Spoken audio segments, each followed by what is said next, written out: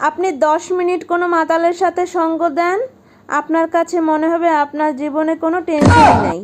9 minute আপনি কোনো সাধু বা দানশীল ব্যক্তির সঙ্গ দেন, আপনার কাছে মনে হবে আপনার পৃথিবীতে যা কিছু করেছেন সব কিছু দান করে দেওয়া উচিত।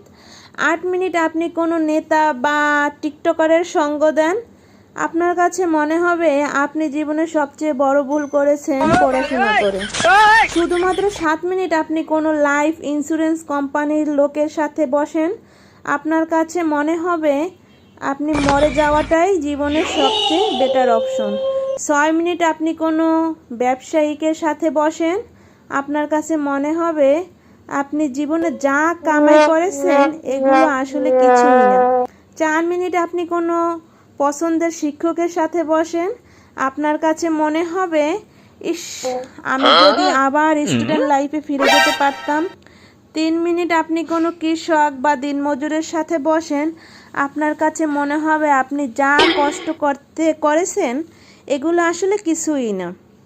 2 মিনিট আপনি কোনো দেশের সৈনিক অথবা মুক্তিযোদ্ধার সাথে বসেন, তখন আপনার কাছে মনে হবে আপনি জীবনে যা ত্যাগ করেছেন এগুলো আসলে তার কাছে কিছুই না। আপনি 1 মিনিট আপনার একজন ভালো বন্ধুর সাথে বসেন, আপনার কাছে মনে হবে জীবনটাকে জান্নাত।